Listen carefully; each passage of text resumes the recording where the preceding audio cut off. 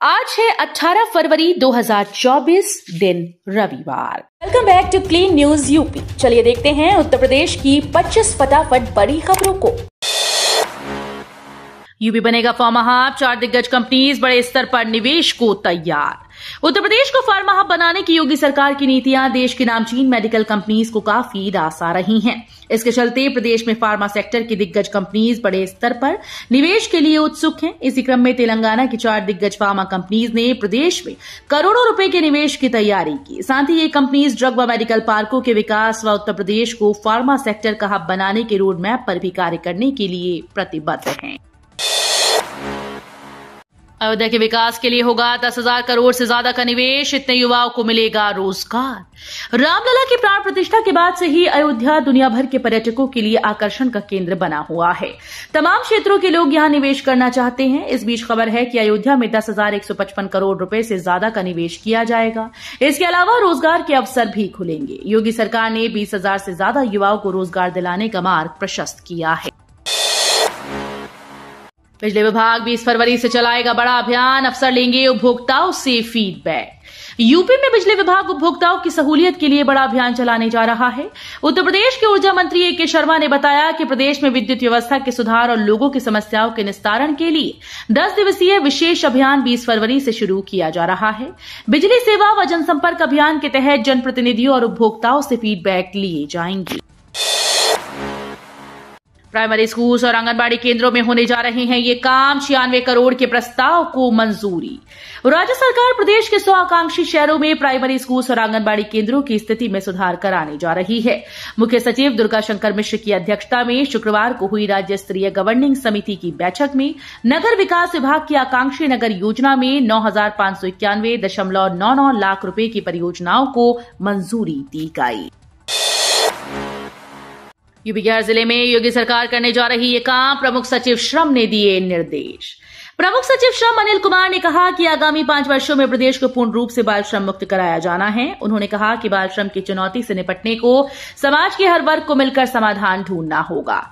वे विधान भवन स्थित तिलक हाल में बाल श्रम उन्मूलन और पुनर्वासन विषय पर राज्य स्तरीय अनुश्रवण समिति की बैठक की अध्यक्षता कर रहे थे। निर्देश दिए कि बाल श्रम से मुक्त कराए गए बच्चों के लिए हर जिले में बाल गृह खोलने का प्रस्ताव उपलब्ध कराया जाए। एनसीआर में बनने जा रहे 10,000 नए राशन कार्ड। नए राशन कार्ड बनवाने का इंतजार कर रहे लोगों के लिए गुड न्यूज है। अगर आप भारत के नागरिक हैं, कुछ शर्तों को पूरा करते हैं और एनसीआर में रहते हैं तो जल्द ही आपको राशन कार्ड मिल सकता है। गाजियाबाद जिले में 10,000 से अधिक नए लाभार्थियों को राशन कार्ड बनाए जाएंगे। जांच प्रक्रिया के तहत रद्द होने के कारण इच्छुक लोगों को कार्ड बनवाने का अवसर मिलेगा। आपूर्ति विभाग इन दिनों अलग अलग स्थानों पर जाकर राशन कार्ड धारकों को सर्वे करवा रहा है। सिपाही भर्ती परीक्षा में अब तक 98 गिरफ्तार, सबसे ज्यादा एटा में पकड़े गए सॉल्वर। पुलिस में सिपाही के 60,244 पदों पर भर्ती के लिए उत्तर प्रदेश पुलिस भर्ती एवं प्रोन्नति बोर्ड की ओर से 2,385 केंद्रों पर आयोजित लिखित परीक्षा में सेंध लगाने की कोशिश में पिछले 3 दिनों में 98 लोग गिरफ्तार किए गए। इनमें सॉल्वर गैंग के सदस्य भी शामिल हैं। परीक्षा की शुचिता और पवित्रता बनाए रखने के उद्देश्य से चलाए जा रहे पुलिस और एसटीएफ के संयुक्त अभियान में ये गिरफ्तारी की गई। गंगा घाटों पर पान गुटखा थूकेंगे तो लगेगा जुर्माना। जिले के गंगा घाटों पर पान गुटखा थूकना, खुले में शौच करने पर अब जुर्माना लगेगा। इसके लिए घाटों पर साइनेज लगाया जाएगा और ऐसा करने वालों से जुर्माना वसूला जाएगा। घाटों को स्वच्छ और सुंदर बनाने के लिए कुंभ मेलाधिकारी विजय किरण आनंद ने शनिवार को निरीक्षण किया। इस दौरान मेलाधिकारी ने दशाश्वमेध घाट, किला घाट, सरस्वती घाट और बोट क्लब का निरीक्षण किया। किसान आंदोलन 21 फरवरी को यूपी समेत इन राज्यों में बीकेयू करेगी प्रदर्शन, ट्रैक्टर मार्च निकालने की भी तैयारी। यूपी के मुजफ्फरनगर के सिसौली में आयोजित किसान पंचायत में भारतीय किसान यूनियन ने भी आंदोलन की घोषणा कर दी। राष्ट्रीय प्रवक्ता राकेश टिकैत ने कहा कि आंदोलन के तहत 21 फरवरी को दिल्ली, हरियाणा, उत्तर प्रदेश और उत्तराखंड के जिला मुख्यालयों पर प्रदर्शन होगा। 26-27 फरवरी को हरिद्वार से लेकर गाजीपुर तक ट्रैक्टर मार्च निकालेंगे। संयुक्त किसान मोर्चा की सलाह पर दिल्ली कूच करने से पीछे नहीं हटेंगे। यूपी पुलिस भर्ती परीक्षा में सनी लियोनी का admit card viral. UP police constable भर्ती के पहले दिन की परीक्षा संपन्न हो गई। इस बीच कन्नौज में एक ऐसा प्रवेश पत्र वायरल हुआ जो सुर्खियों में छाया है। ये प्रवेश पत्र अभिनेत्री सनी लियोनी के नाम पर जारी हुआ। इसमें सनी लियोनी की तस्वीर भी लगी है। परीक्षा केंद्र पर ड्यूटी पर मौजूद अधिकारियों को जब इसका पता चला तो वह असमंजस में आ गए। हालांकि इसे किसी की शरारत माना जा रहा है। अनुदेशक भर्ती परीक्षा 25 फरवरी को प्रवेश पत्र जारी। उत्तर प्रदेश अधीनस्थ सेवा चयन आयोग अनुदेशक भर्ती के लिए मुख्य परीक्षा 25 फरवरी को लखनऊ में 10 से 12 बजे तक आयोजित कराएगा। इसके लिए प्रवेश पत्र आयोग की वेबसाइट upsssc.nic.in पर अपलोड कर दी गई। अभ्यर्थी शुक्रवार की रात से इसे डाउनलोड कर सकते हैं। प्रवेश पत्र के लिए श्रेणीवार शुल्क निर्धारित किया गया है। अनारक्षित व अन्य पिछड़ा वर्ग के लिए 200 रुपए और अनुसूचित जाति अनुसूचित जनजाति के लिए 80 रुपए है। लोकसभा चुनाव से पहले अखिलेश को बड़ा झटका। लोकसभा चुनाव से पहले उत्तर प्रदेश में अखिलेश यादव को बड़ा झटका लग सकता है। सूत्रों के मुताबिक सपा के 13 विधायक इस्तीफा दे सकते हैं। इनमें से 10 विधायक बीजेपी और 3 विधायक कांग्रेस में शामिल हो सकते हैं। कहा जा रहा है कि सपा विधायक इंद्रजीत सरोज और पूजा पाल बीजेपी ज्वाइन कर सकती हैं, जबकि अमिताभ वाजपेयी कांग्रेस में शामिल हो सकते हैं। अयोध्या राम मंदिर में नई व्यवस्था, अब रामलला का दर्शन बिना लाइन कर सकेंगे। अयोध्या में श्री राम जन्मभूमि तीर्थ क्षेत्र ने दर्शनार्थी श्रद्धालुओं की सहूलियत के लिए बड़ा फैसला किया, जिससे श्रद्धालुओं की भारी भीड़ के बावजूद सरलता से रामलला का दर्शन सुलभ हो सकेगा। तीर्थ क्षेत्र ने इसके लिए सुगम दर्शन व विशिष्ट दर्शन 2 नई श्रेणी तय की हैं। इन श्रेणियों में दर्शन की सुविधा सुबह 7 बजे से रात 9 बजे के मध्य 2-2 घंटे की 6 अलग अलग स्लॉट में मिलेगी। 274 प्रस्ताव तैयार, 23,000 लोगों को मिलेगा रोजगार। लखनऊ जाएंगे बरेली के 99 निवेशक।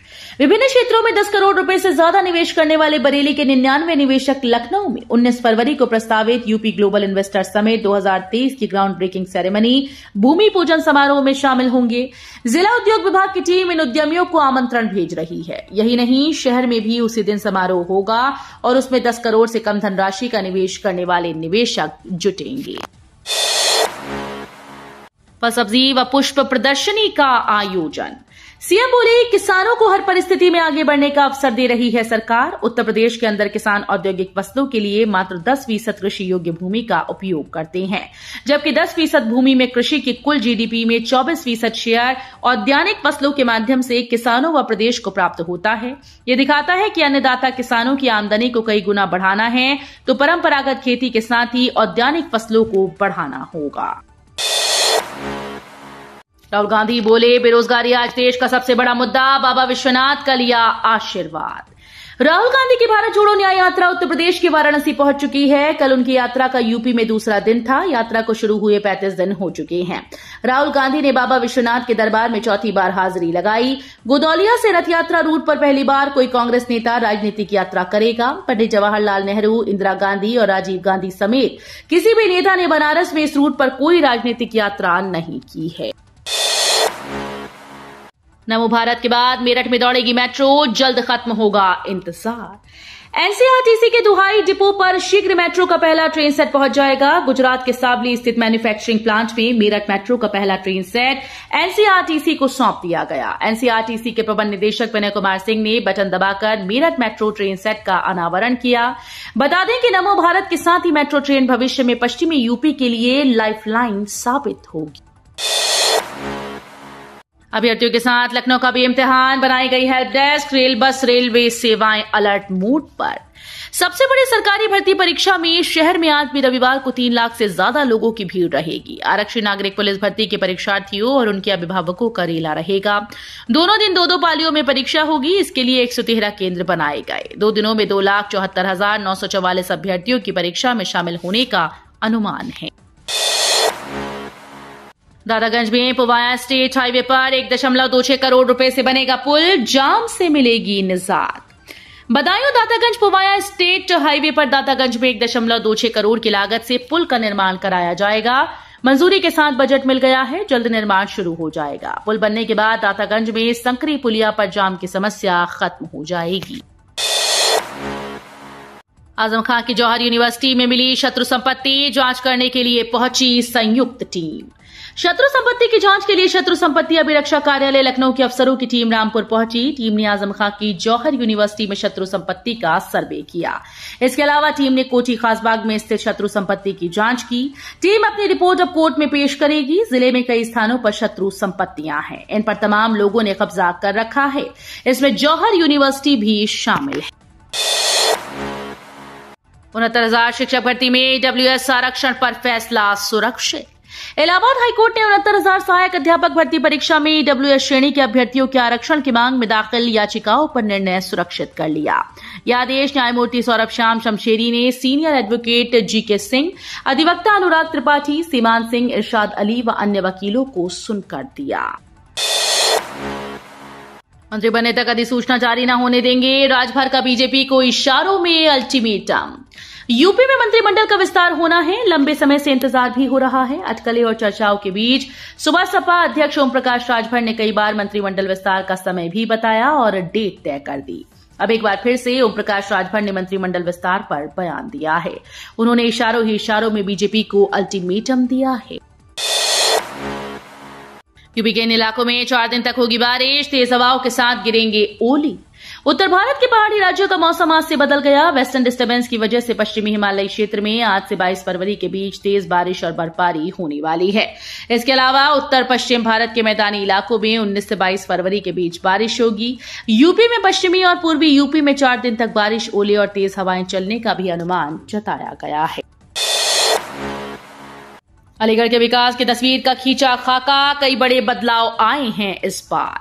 अलीगढ़ विकास प्राधिकरण के शहर के सुनियोजित विकास के लिए तैयार की गई महायोजना 2031 के संशोधित प्रारूप को शासन ने मंजूरी दे दी। इसमें साल 2031 तक 43 लाख की अनुमानित आबादी की जरूरतों को ध्यान में रखकर विकास का खाका खींचा गया है। एडीए उपाध्यक्ष अतुल वत्स ने मीडिया को इसकी विस्तृत जानकारी दी और बताया कि इसे तत्काल प्रभाव से लागू कर दिया गया। राहुल ने कहा, ये मीडिया असली मुद्दे नहीं दिखाएगी। वाराणसी के गोदौलिया में राहुल गांधी ने भारत जोड़ो न्याय यात्रा के दौरान जनसभा को संबोधित किया। इस दौरान उन्होंने कहा कि हिंदुस्तान की मीडिया मोदी को 24 घंटे दिखाएगी, अमिताभ बच्चन को दिखाएगी, लेकिन असल मुद्दे नहीं दिखाएगी। ये सारे चैनल अडानी और अंबानी के हैं। ये किसान और गरीबों की खबर नहीं दिखाएंगे, नोटबंदी और GST से होने वाले नुकसान की खबर नहीं दिखाएंगे। तो ये थी आज की 25 फटाफट बड़ी खबरें। अगर आपको न्यूज पसंद आई हो तो वीडियो को लाइक और शेयर जरूर करें। धन्यवाद।